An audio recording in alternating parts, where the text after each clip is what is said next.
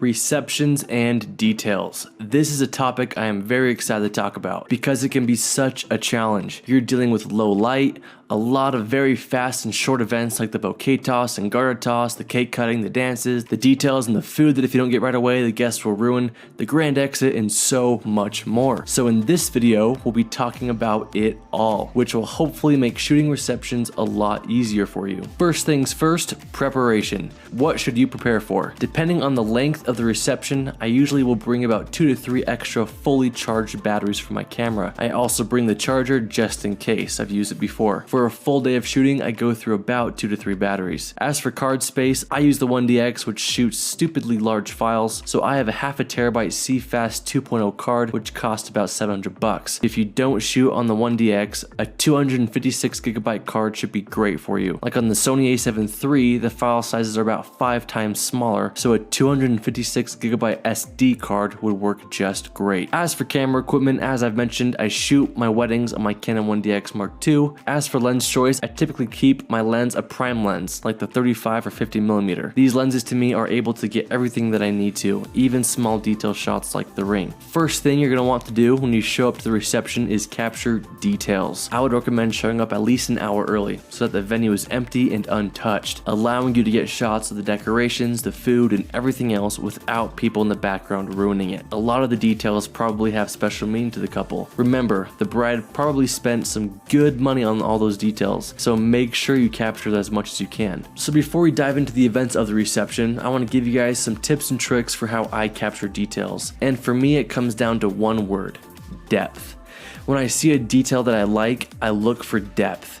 Meaning, I want something as foreground to my subject, the detail, and something in my background to my subject. This will help the detail come to life and add some beautiful depth to the scene. Now, this is just a personal preference to me. I prefer the depth look. There are other times when I love the head-on shot, mainly for cakes or other things, but adding depth to me elevates the detail. It turns a not so cinematic image into something beautiful. Sometimes I'll even grab leaves and hold them in front of my camera barely as I'm shooting something just to create beautiful depth. Lighting. A big problem that occurs in just about every reception is lighting. The sun goes down, the mood is typically meant to be intimate and dark, and that makes it hard for us videographers. So there are 2 solutions. Ideally, you'd use both. First, a low aperture lens, and second, invest in some good lights. The lower your aperture can go, the more light it can let in. So when I shoot receptions, I use my Canon 35mm 1.4 because it does the best in low light. If you're using something like the Canon 24-70mm 2.8 or 24-105 f4,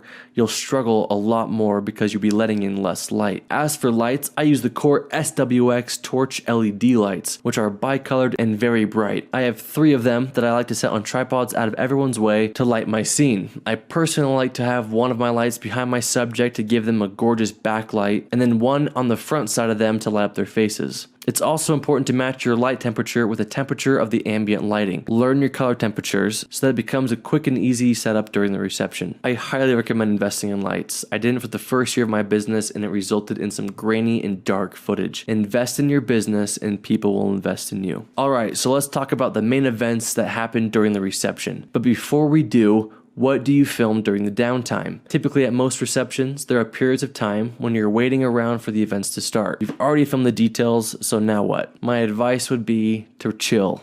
Relax, breathe, make sure your equipment is all set up for the next event. Your settings are all dialed in, you know where the bride is, and you're ready to go. Don't be afraid of downtime. Usually there's a dinner before the reception. A lot of videographers like to film the guests eating. I personally do not. I've learned that the guests don't like a camera in their face as they eat the food, especially in slow motion. Unless the bride specifically asked me to film people while they eat, I don't. I just focus on the food and the couple and the details. When the dinner starts, once the bride and the groom sit down with their food, so do I.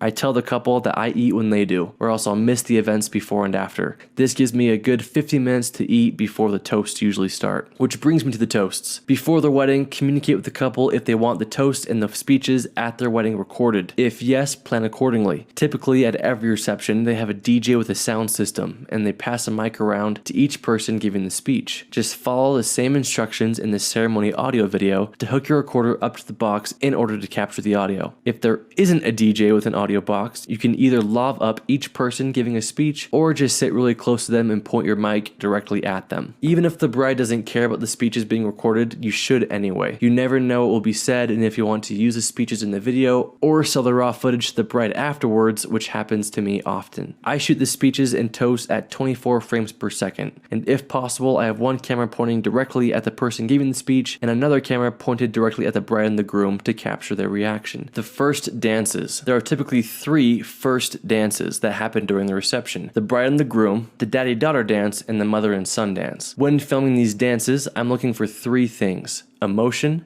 aesthetic, and variance. Emotion. I want to capture those shots of the bride wiping away a tear, or the mom or the dad getting emotional, or the bride being spun by her husband, anything of that nature. Moments that really capture the essence of their wedding day. Aesthetic, meaning what angle looks best. When the dances start, I let the photographer know that I'm going to do a 360 spin around the dance floor and film the bride and the groom so I can know what angle I like best. And during that 360 rotation, I'm looking for the best angle to stick to. Are there distracting guests behind the couple? Are there beautiful lights behind them? Which angle shows the best scene of the reception while still keeping the couple the focus? Once I find my angle, I usually just stick to it. Which brings me to variance, meaning getting a variety of shots from that angle. When using a prime lens like the 35mm, you're stuck to one focal length, which I love because it forces you to get creative. It forces me to think about the best places to be to get different shots. I'll back up and get a wide shot of the dance floor and the couple, maybe some mid shots of them holding hands while dancing, things like that. I try and get as many different shots of the scene because you can cut between wide, medium, and tight shots to keep the video more engaging once you start editing. And for these, I recommend recording as much as possible. I feel like every time I decide to put my camera down for 3 seconds, that's when the groom decides to spin his bride, and I miss it. So always be recording. Cake cutting, bouquet, and garter toss. For me, these 3 events all fall under the same category. The bride and the groom are standing still, doing an event, and your job is to capture the best angle of that event. With weddings, the events of the day happen so fast and do not get repeated. So over time, learn how to capture the event as it's happening, but from as many angles as possible. For example, when the bride and the groom are cutting the cake, I like to start at a medium shot to capture them and the cake. After a few seconds, I'll get closer to get some tight shots of their faces, typically as they are laughing. Then I'll move over to the side to get a shot of them with their hands on the knife, slicing through the cake. And then I'll end up back at the medium shot when they feed the cake to each other. So learn how to move quickly, which is another perk of shooting everything in 60 FPS. I know in my head that all I need is at least 3 seconds of usable footage, because in the editing room, that will convert to 6 seconds, which is more than enough time. The bouquet and garter toss. You shouldn't need more than one camera for this, but if you do, get creative with it. I've almost always used just one. For the bouquet toss, the bride will face away from her bridesmaids and toss her bouquet backwards in the air, and then a random girl will catch it. Before the bride throws the flowers, I like to pump up the bridesmaids and tell them to get a little competitive for the video, and then I'll back up to in front of the bride with the bridesmaids behind her. The bride will lower the bouquet and then toss it behind her, and you can either follow the flowers or just go right to the bridal party. I tend to just go right to the bridesmaids and look for where the flowers land. Once a bridesmaid catches it, I stick with her the whole time until after her and the bride celebrate. For the garter toss, I move around a lot more. I create a 180-degree movement so I can capture 2 things: the bride reacting to her husband going up her dress, and 2, the groom going up her dress and coming back out victorious with the garter. The groom will usually just stand up and flick the garter over to his competitive groomsman. I like to stand on the side so I can capture him firing it off, and then whip my camera over to the groomsman, who will be lunging for the garter. And like the bouquet toss, I'll stick with the man who caught it until he and the groom are done celebrating. Dance parties. This part of the video is meant to be fun, exciting, hype, entertaining. Sometimes I film dance parties where none of those things were happening, but with creative shooting and editing, you can make the party look off the chain. I like to switch my frame rate to 24 FPS during the dance parties because I don't plan on slowing down the footage in post. No need for a crazy party to be slow and dreamy. I also like to change my lens to a 20mm and get as close as I can to people. It gives that club vibe, and I love that look, but I'll still shoot a lot of it on my 35 or 50mm. Also, when filming dance parties, I personally remove my camera from my GlideCam or stabilizer. GlideCams are bulky and dangerous in crowds. I can't count the number of children who have rammed their head into the bottom of my GlideCam. So I like to go handheld and get as many cool shots as I can. And the handheld look footage usually adds to the hype and club style of the video. But you can leave yours on, sometimes I do, it's just up to you. It's your lawsuit. As for lighting, I try to shoot into the light. I love the lens flares and the light shining through the crowd as they dance. Again, it gives that party vibe. Last but not least, the grand exit. This part is always tricky for me, no matter how many times I've done it. Every wedding is different, but for me, 80% of the time, I shoot sparkler exits. They'll hand out 50 or so sparklers to the guests, and once everyone is lined up on both sides, they'll light all the sparklers. And once the sparklers are lit, the couple will walk down the aisle. This is tricky for a couple of reasons. I can't adjust my color temperature or exposure until the sparklers are lit, and the couple likes to run out right when they're lit to avoid missing the sparkler's short lifespan. So you gotta be quick about adjusting your colors and your settings. I like to film a detail shot of the sparklers being lit in order to 1, get B-roll, and 2, adjust my settings. Typically my Kelvin is anywhere from 2500 to 3500 depending on the sparklers,